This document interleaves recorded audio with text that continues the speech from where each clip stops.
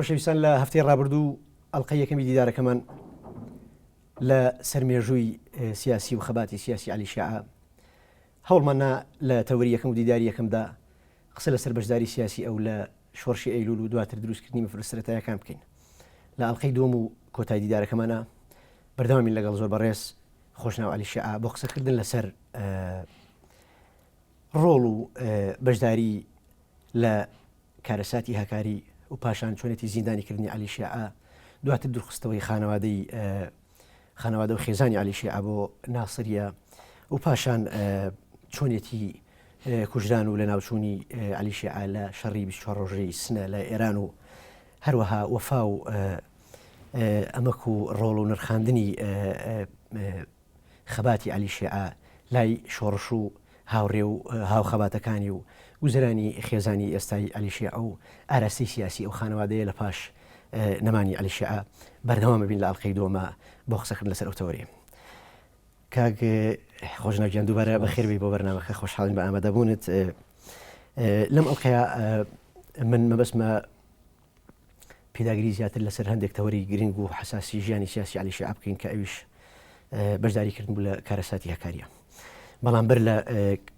بەر لەوەی لەسەر کارەساتی هەکاری زیاتر هەڵوەستە بکەین و پێداگیری و قسەی زیاتر بکەین، ئەمە ئەو پرسیارە بکەم ئێوە وەک خێزان و خانەوادەی عەلی شیعە ساڵی 1976 ئیدی دوورەخرێنەوە و زیندانی یەکرین لە ناسریە بۆ ماوەی ساڵێک و سێ مانگ. ئەگەر ئەو ڕووداوە بژێڕیتەوە چۆن برانایی و چەند لەوێمانەوە و زەرانتان لەوێ چۆن بوو؟ ئێمە چەند جار پێشتر گیراوین، بەڵام یەکەم جارێکە سجن بین بەو شێوەیە. بڵێ ئێمە 8 ڕۆژ هاتن لە سجنی سلێمانی وەک باسم کردوتم پێشترژی لە بەرنامەی پێشوا پێم وتی کە کاتی ئەو تەقە ڕوویدا بوو ئێمەیان لەبەرەوەی کە مناڵە دایک بوو بە زەمان بەریان داین، بەڵام لە جن هاتین 8 شەو لێرە سجن بووین. چەند جایتر گیراین بەڵام کورتە 3-4 ڕۆژ و ئەوانەیە. هەڵبەتە هەمیشە خوشکە یا دووخشی دکتۆرە زەمان لەگەڵ سجن بۆ بەڕاستی، بەڵام ئەوەی لە 11 76 هەرچەند ئەو تاریخە زۆر مەوسوق نییە چکۆن لەسەر هەویەکان ئاوا نووسراوە بزەبەت تەسەورەکەم چەند ڕۆژێکی بین هەبێ زۆر گرنگ نییە. ئێمان لە خورماڵ کە 3 خێزان بووین لە ناو ناحیەی خورماڵە. ماڵی ماڵی شەید دکتۆر ڕۆزا ماڵی ساڵحی مامەقالە بوو، خێزانەکەی و باوکی ئەوانە بوون. ماڵی شەید دکتۆر ڕۆزای پورە سەبری و پورە بەدری و دایکی بوون کە دایکی زۆر بەتەمەن بوو کاتە بەڕاستی. ئێمە هێنایە سلێمانی و لە سلێمانی لە سجنی سەرەوە بوو، ناوەوە سجنەکە خۆی پیاوی تیا بوو، لە ناو سجنەکە خۆی پیاوانە، بەڵام ئێمان لە دەوری سجنەکە داناوەڵام تەمەحەن لە حەوشی ناوەوە چون 3 دەرگای هەبوو سجنی سەرەکە ئێستا پارکی دایکە. هەموو خەڵکی ئەم منتیقیشان کۆ کردەوە بۆ ئەوێ، بەڵام دوو شەو ئێمە لێمانەوە لەبەرەوە شەوی دووەم دمە بارانێ دای کرد، خەستەخانەی مناڵانیان بۆ چۆڵ کردین. ئەوانەی کە ئەو کات لەگەڵتان بوون چێ بوون ئەگەر لە بیرما بێت مەسن ناوەکان؟ ئەو سێ ماڵێکی ئێستا وتم لە تەپی سەفەر ماڵی کاکشەری حاجی مشیرمان لەگەڵ بوو، ماڵی کاک حاجی محەممەد لەگەڵ، ماڵی کاک حەمیمان لەگەڵ بووە، هەمووی بە خێزانی لەوێ زیندانی. لە هەڵەبجەوە ماڵی سای خەڵەف بووە کە کاک سپناز مستار لە دەرەوە بوو، مژدە و دایکی و باوکی گیرا بوون. ماڵی مامۆستا سەرکەوت بووە، ماڵی کاک سێ محەممەد نانەوە بوو، دایکی تۆفیق ڕەحیم بووە، باجی ڕاحیم. بەڵێ یەک ماڵی کەمان لەگەڵەوە کوڕەکان هاوتەمەنی و نای کاکەکەرەوە بەداخەوە نایان نەبینەماوە. لە ماڵی کاک والی حاجی عارفی گردە نازیایی بوو، ماڵێکی عەلیای ماڵ کاک حەمی حاجی سابیر بوو، ماڵێکی عەلیایمان لەگەڵا بخستی ماڵ کاک حەموون ئێستا نایم بیر نەماوە بەداخەوە، ماڵ کاک حەمەرشی عەلی شەریف گوڵخەیی بوون. ئەوانەی کە خەڵکی منتیقەی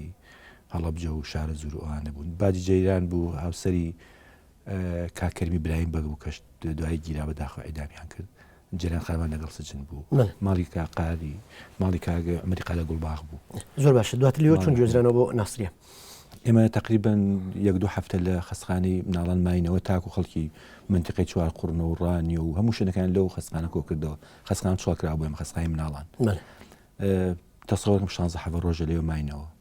ئیتر پاسیان هێنا و زۆر وەعزێکی خراپە ڕاستی، هەر پاسەوە کە 8 نەفەری بوو، بەڵام بێشمار خەڵکیان تێکرد بەگەرێسە بیرە لەوانێ زۆر کەس بڵێ چەند پاسێکە بڵێ ناتوانانی باسی بووی. بەڵام لەبەرەوەی مەسن دوو کوشتنیادا بە خێزانیانەوە دوو سێ کەسە مناڵنەوەوانەوە ئیتر تۆی ژەبای لەبەر قاچوینەکە و ئەمە سعات تقریبا بۆ سعات حەوت سوار بووین. خەڵکی سلێمانیات و زۆری ئەگریا. من وازام ئێستاە بانی بۆ بەیانیەوە مەلابانگە ئێمە سعات 4 بەیانی گەشتینە. مەبەستی لە خەڵکی سلێمانی ئەگریانی خەڵک مەراسیمەکە ئەوەندە زۆر بوو قەرباڵقێکە ئەبینراکە ئێوە لەوانە بوو دەڵێم 600 خێزان بوو 600 عائلەتەوە هەرێکی دوو کەسیش بێ هەزار و قسووریە کرد پاسێکی زۆر وەسا بوو خەڵکیش لە دوورەوە سێرێک کرد و ئەکسەرە گریاوانە و چونکە نیازای مەسری ئێمە چی بەسەریە ئێمەیان بدمەنە بۆ سبینەوە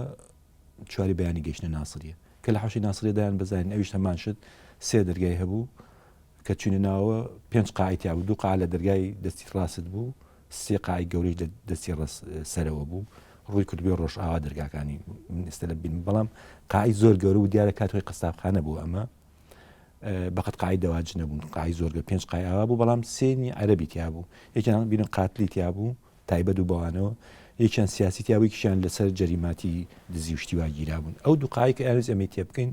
بە دوو هۆکار بووە دەنگەدەنگ کە من زۆر حەزەکەم ئەوە بگەڕێمەوە چونکە مجموعە ژنی زۆر ئازان بینیوە کە قەت لە بیریان ناکەم ئەو قاعانە خوێنە و شتیوایەتیا بوو زۆر پیس بوو وتیان ناچینێنەوە ئەوە هۆکارێکیان هۆکاری دوم ویسیان لە تەمەن 16 ساڵ بەرەو ژوور پیا و جیا بکەنەوە بیان بنە هەرچی ئەویان بنە پشتەوە بەڵام شتەکە این بوو جوڵا و شێوم زارێکی بچکۆلە دروست بوو من بیری میە ڕزگاری خوشکی سەبیحە خان هاوسەری کاکەلی ئەسکەری ڕزگاری خوشکی لەسەر شەم هەمەی برای زیندان بوو وایری کۆن بە دیوارەکە و کاربای لەسەر نەولەی کردەوە دای بەدەزە و کوڕە مناڵا و گەنجانی کە لێەوە بوون کە دەست بۆ شێنوانە و ئەم پیاوەمان لێ جیانەکەنەوە ئەوە هۆکارێ ئەو هەردووکارە بوو یەکشم لە ژنی کاگڕوس مامەند بینی بەڕاستی فاتمەخان حامیلە بوو کە هەر لەو سژنە دوای 1-2 مانگ کچێکی و بەناوی ئەسیرەوە حاملە و پەلامایدا قسەکە زابتکاوە تۆزە عەرەبیە زانی نەجمەیەک لەسەر لە کاتی حرەکەتکردنی شانە نەجمەیەکی کەوتە خوارەوە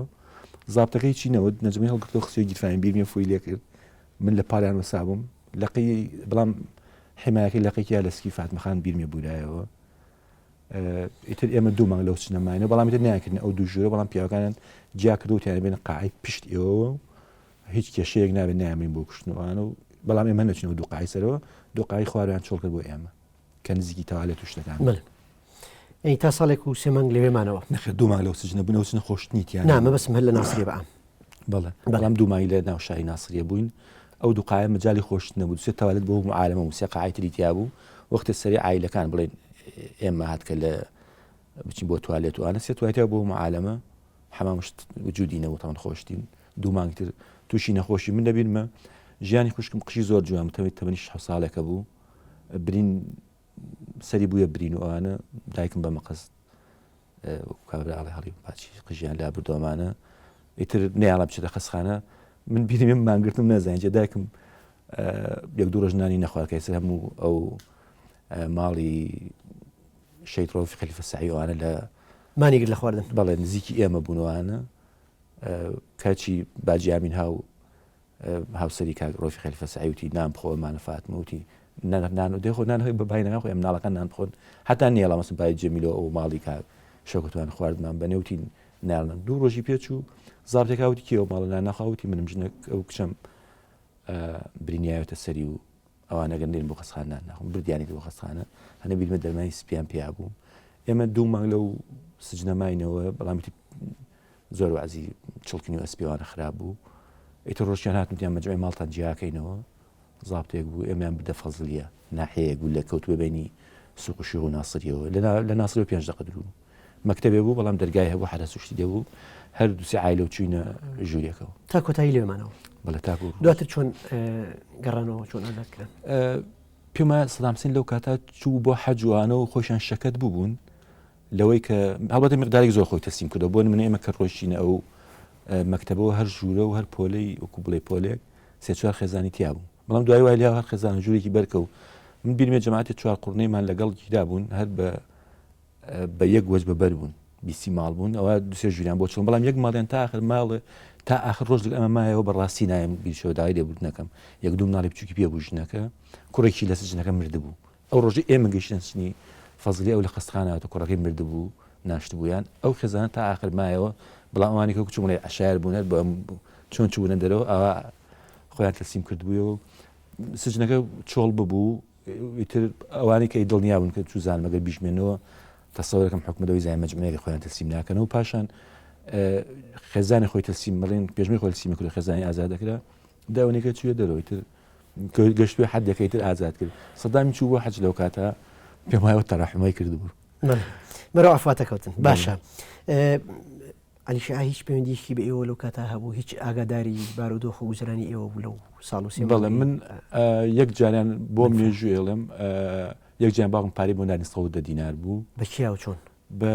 کاک حاجی دێوانەیە خەڵکی خوورماڵە هەڵبە دوو جار نردوو یەک جای نەگەشت دەسمان یەک جیان کاک عەبدوڵی ناویە حاجە بڵای ناو خەڵکی سیامیەوەیە پێم وایە داوای لێ بنەوە ناوی لێ بیرچوو بێت پارەکە هاتبوو نایڵە بەداخۆ بگات دەسمان مواجه نەکرا ئەوە گەڕایە بەڵام یەک جیان 100 دیناری بۆ ناردین کاک حاجی دێوانەیە خزمی دایکمە حاج دوان لە کۆنە جەلالیەکان بوو هەر لە قەیمەوە جەلالی بوو ئینج دوای خزمی دایکیشم بوو 100 دینارەکە یا بوویە لەو کاتا ئەو حیوانەکانیان بردبوو لە قافەری مەجموع حیوانی زۆریان بردبوو پارێ هەر کەسەوە بۆ خێزانەکان پارە ناررا بوو بیرمە دووسێ ئەم لەگەڵ حیوانی چی بوو حیوانی بوو بەڵێ لە قافەری بوو 700 سەرێک بوو دوایەوە کوڕەکانی کاک های ساڵی گەچێن کە عەبدوانە چنی فرۆشن لە ئێران خەڵکیان بۆ نەیفرۆشن یەکی مقدارە پارەیان بەرەکەوی و ئەو 100 دیناری نات بۆ ئێمە بیرمە دووسێ ئەمن هاتە ژیرەوە لەگەڵیا پێشتر خەڵک ئەچوویە ناو خەیمەکەوە هەرکەس مواجیبات هەیە بەڵام ئەو ڕۆژە کاک نازم و باجی ڕعنا و حاج دێوانێکی خزمی باوکی منە خزمی دایکمە هاتنە ژوورەوە دووسێ ئەم لەگەڵ هاتە ژوورەوە کە پارەکەی پیاوی سوێن خۆ بڵێنی ئەلیشانی ئەمنەکە ئەوش بیرمە دەستی بەو حاجیش بوو بەدەلەوەی خەلیفەوشت بوو وتی بەو مەکەی نادەم دەستم پێوە گرتو ئەمانە ئەم پارە هی ماگاونەوەنێکی خۆمە دیار بکەم بەر من دوای حاجیوانی گەڕایەوە ئەو پارەی باوکی نەگرتو بۆ خۆی ئەو حیوانی فرۆشت بوو کە لێوە سوێنەی خوارد بوو چ کەسێکی تو دەینوانە بوو باشە بابچینە سەر وێزگەیەکی هەستیاری سیاسی ئەلیشا کە ئەویش ڕوودا و کارەساتی هەکاری بوو کە بەداخەوە لە ئەڵقەیەکەمە لە بەرکەمی ماوەکە نەمانتوانی زیاتر وردەکاری ئەو ڕووداوە باس بکەین بەشداری ئەو لە کارەسات و ڕووداوی هەکاری چۆن بوو دواتر چۆن زیندانی کرا و چۆن ئازاد کرا ئەوەندەی کە ئێوە خانەوادەی ئەلیشا بیرتان مابێ یاخود لە هاوڕێ و هاوسەنگەرەکان و سەرچاوەکانەوە بەرگوێتان کەوت بێت ئێمە تقریبا یەک دوو مانگە بوو کە ئازاد کرابوون نابوت پێشیش وتم داوای بینینی سزای کردبوو چوە بانشە دایکم بینی بی لەو کاتا خەری خۆکۆکردنەوە بۆ هەکاری ئەرەوەی لە حەلقەی پێشواگە بیرتان مابێ وتم کاک ساڵح سایمامە قالە ئەو خەبەریان بەڵام نەیوت ئەوتی ئەو لە پێشەوە نازانین چی بەسەراتەوە بەڵام بەغەمگینی وتی وەگەوەی بڵێ کە وەزبی پێش وەزیان باش ناوچووە هیچ هەواڵێکی نەما تا ڕۆژیان وتیان ئەم وەجبەی یەکەمی بەڵێ وەجبەی پێشوە لەگەڵ کاک مەزعومەر و ئازاد هەورامی و کاک شالیوانە بوو شاری کەشخۆڵەوە بەڵێ کاک حامی بووە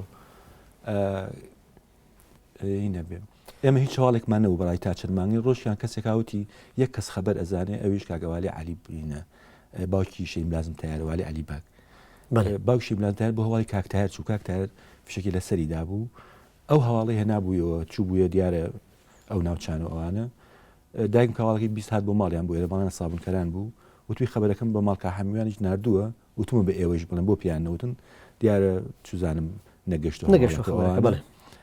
بە هەر حاڵ ئێمە لێوە تقریبا پێمان زانین بەڵام ئەساسی ئەوەی کە چۆن دۆزرایە ئەوانە ئێمە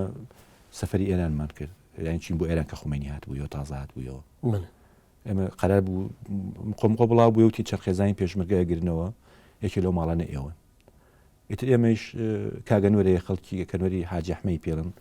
خەڵکی تازە دێوانەیە کاگەنوەر ئەوەی ئێمە تەسەورمان نەکرد کە ئەو کاگەنوەر بە ئیشی تەنزیمات بکە بەڕاستی دایکم شەو وتی تۆ و کاکەت بە یەکەوە چنە سەیسایەک لە فڵان شایخان چاوەڕوانەکەن بە پاسی سلێمانی تەبان کاک نوزایم سافن و کاتە پاسیە بوو ئێماتی نەسەیسایەک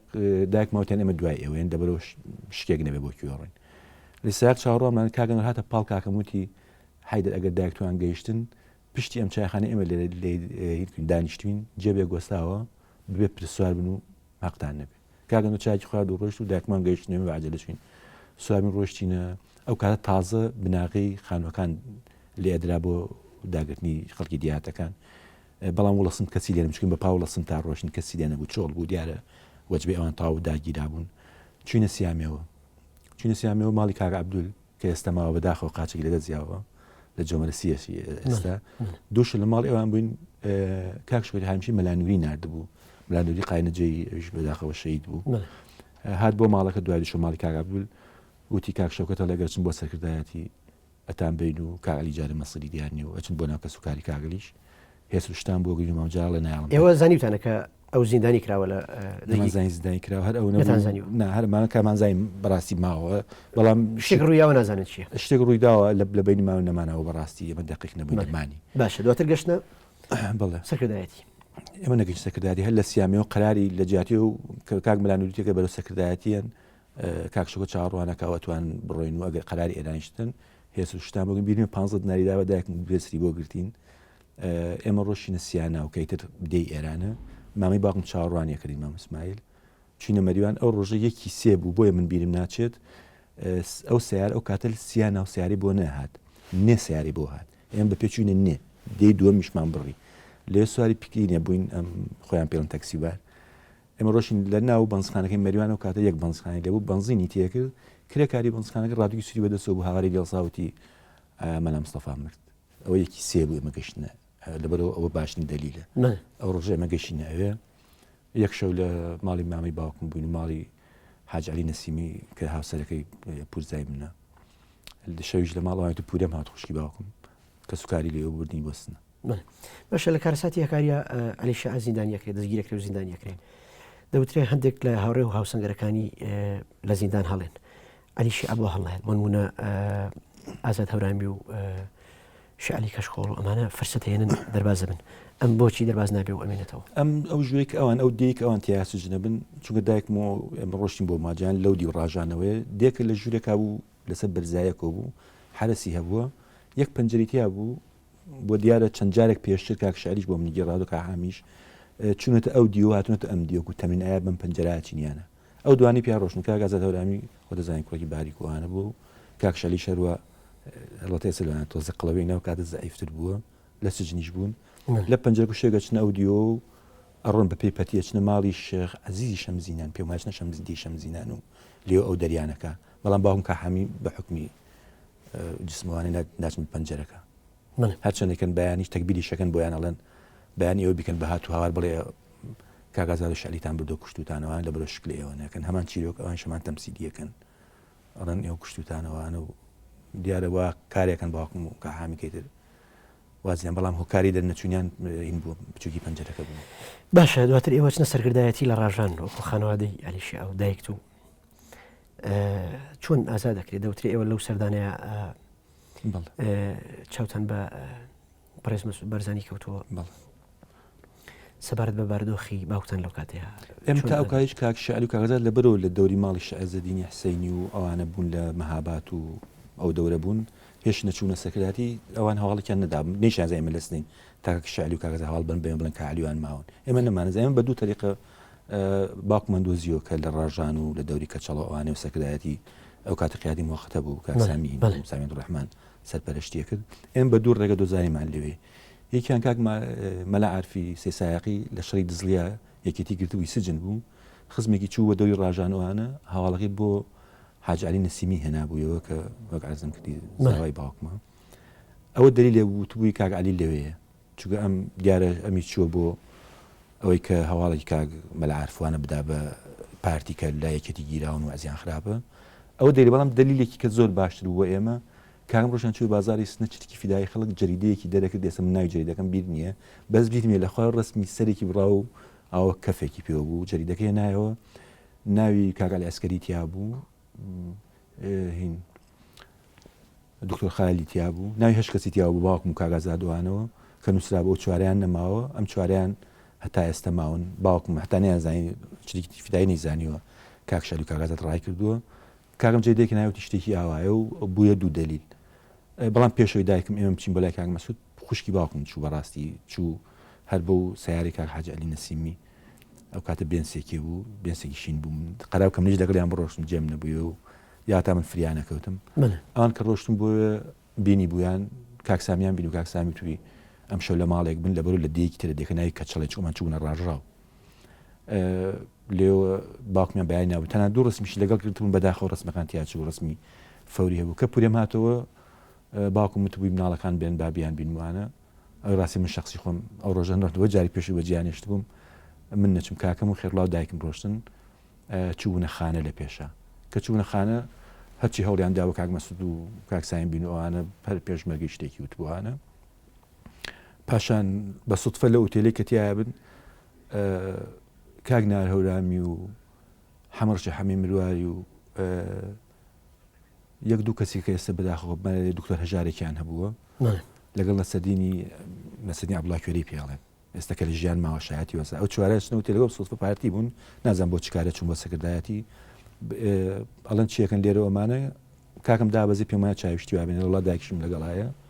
لێرەین ئەمانە واجی باوکم بکەین و نازانین چۆن کاک مەسوود بین ڕێکە دووا بێ ئەم چوار کەسە کاک سامیان لەگەڵە بێت کاک سابیری کوڕی بەلا مستەفا برای کاک مەسوودیان لەگەڵە بێت خەبەرەکەی دێن ڕەن خێزانی کاک عەلی لێرەی ئەمانە ئەویش تێسەرە و شووتێکە با لەگەڵ خۆی و ئەڵێ باچ فاتم مشکلە چی ئەڵێ ڕاستی بێمە کاک مەسوود بینم ناتوان بینم ئەڵێ من نامەیەک دەیمە بۆی بەیانیش جێبێک بە خصوصی بۆتانەگرم ئەچن بیبینەوەوانە کە چوون کاک مەسوودیان دیبوو کە چوون پێش و کاک سامی دوای کاک مەسوودیشان دیبوو باشە ئەو پێشوازیە چۆن بوو و پەیامی ئەوان چی بوو قسەی ئەوان چی بوو لە ڕۆژگارەیە هەر لە ئەو بارودۆخە بەڵێ هەر لە ئوتێلەکە بۆن منە لێ دکتۆر جا سوحبەی لەگەڵ دایکم کردو وتبووی کاکعەلی هات ئێمە بگری ئێمە ئەومان گوت دایکشم وتی کاعەلی ئێوە لە بەردەستی هابوون لە سوورێن 25 دیلی ئێوەشی پێ بوویان لەوانە کە حەسین فەیلی بووە ئیتر 25 دیلی ئێوەشی پێ بووە بەڵام خێرا بین قسەکە لە دەمی تووڕێ بێت لە دکتۆر هەژار کاک سابیری برای کاک مەسوود دەڵێ ئەو قسانە چێ ومان کاکعەلیە ناسینەوانە بەڵام تر ئەوڵێ من کاکعەلی کەسێکی شۆڕژگەر بوو با سەنگەرێکی جیاوازی شەبیەوەمانە من نامەتانێمە و بەیانیش جێبێکی خصوصی منەیگرم کە دایک مەچێتە ڕاژان کاکەم لە پێشاچێتە ژوورەوە تەنانەت کاکەم چەند جا بۆ من گێڕاوەتەوە لە کاک مەسوود کە من چوم دانیشتم ژنێک ڕێکەوت هاتە ژوورەوە بە ڕێکەوت دیارە دایکە شەیدوانە بۆ کە دوایان پرسیارمان کرد دایکی کەمال بۆ باجی مەلیح بووە دایکی فازلی مەلیحوان بووە وتی نەیناسیەوە وتی وای زانی دایکمە لە پشتی مێزەکەڵ سایەوە وتیەوە دایکتە وتی منیشتم نەخێر ئەوە دایکم نیە من نایناسمەوانە دوایش نەگوتی من دایکی کاکمەلی مەلیحوانم دیارە ئەوی بینی بوو دوای دایکم ڕۆشت بوو احترامی دێگرم 500 مەنیا و بەخێرڵاوە وتبووی نەخێت چەندێتانەوە لای بمێنەوە گرنگ نییە شەو لای بمێنەوەوانە و ئەم شەو لە ماڵێک بن دیارە ماڵێکی بۆ دیاری کردبوون تا بەیانی کە باوکم هاتوو بەڵام باوکم کات بوو یەکەم پرسیارێک کردبووی وتبووی دکتۆر ڕەزا چیەکات دکتۆر ڕەزای بە شێوەیەکی زۆر خراپ لە منتیقی سوورم کە مەیتەکەیان نەدایەوە وتبی ئاوا شەیدیان کردوانی باوکم تووڕێ بێت دەستکاتە قسەوتنەوەوانە مەسئولێکیان لە پارتی دا زەمەستەماوەیانە حەز ناخم نایبێنم وتی کاک عەلی ئایبە و باوکشم ئەنە قسەی بەوت بووە قسەکە هێرەوە وتبی بڕۆ دەرەوە من زۆری وەختم کرد بە پیاو هێدە کە چووە دەرەوە دوای 20 دقیقەکەی بانکردی کاک حەیدەر باوکت زۆر عەسەبی تووڕێ و ناتوان شەو لای بمێنەوە بەداخەوە 20 دقیقە لای بوون بەڵێ ئەمێ پرسیاری ئەو 20 دقیقە بکەم کەس لە خانەوادەی ئێوە لە باوکتی نەپرسی یاخود باوکت هیچ ئاماژە و پەیامێکینەوە بۆی کە ئەم کارەساتە چۆن ڕوویە بۆ ڕوویە بەڕێزان جەلال تاڵەبانی و نەشرۆ مستەفا چۆن ئەم بڕیاریانە ئەم هەموو هێزە بۆچی چوونە ئەوێ دواتر هەڵوێستی پارتی یا بەڵێ سەکردایەتی کاتی پارتی و قیادەم وەقتە بۆچی لەو شێوەیە کەوتەوە هیچ سەرەدایەک لەو مێژووە نەزاری عەلیشێع خۆیەوە یاخود لە کەسێکی ترەوە لەو شێوەیە چۆن باسی ئەو ڕووداوەیە کرد باوکم لە دوای ئازادبوونی کە گەڕاوەتەوە لەست نەبوو هەل لەویشێ دەبێت لە ناو خوشک و کەسوکاری خۆیشتا هەنێشتی باس کرد لەو بارەوە کە هەموو کەسیشەکە تەحلیلی بکە هەر هەمان قسە دەرەچێت دیارە یەکی هۆکار هەبوو کە سووریا وعدی چەک و ئانی پێداوان ڕۆشت بۆی هەموو کەس ئەم شتاڵی هۆکارێک تر هەبوو پێشتر کە لەبەرەوە برایم ئەزوان لەو منتیقە بوون و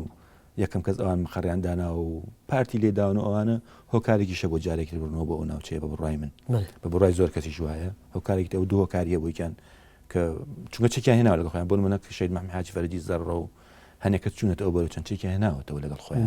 ئەمە هۆکارێکە و دیارە ئەو دیوەی تریشی هەیە و ئەگەر چوزان ئەگەر کەسێک شۆڕژگەر بێت وانە نازانم ئێستا نێوێ بینوسێ بەڵام لە ئەنجامە تەسەوڕ دەکەم مامجا کاگنی شیوان نازم مەروانە ئەگەر بەنی هێنیەکانی بزان ئەوانە توانی شاتی پێ بکەن زۆر باشە لە ساڵی هەشتا لە 27 چواری 1970 لە دوجارە عەلیشێع لە شەڕی 24 ڕۆژەی سنەیە لە ئێران ئەکوژرێت و لە ناوەچێت هۆکاری ئەو بەشداری لەو شەڕەیە کە وەکو پاڵپشتی بۆ کۆمەڵە دیموکرات بووە چۆن بوو چۆن بەشداری ئەو شەڕێ کرد بەڵام شوویەکی کورد وەرەگرین و دواتر ئەچینەوە سەر قسە باسەکان بەڕێزان شوویەکی کورت و دووبارە گەڕێنەوە وڵاتان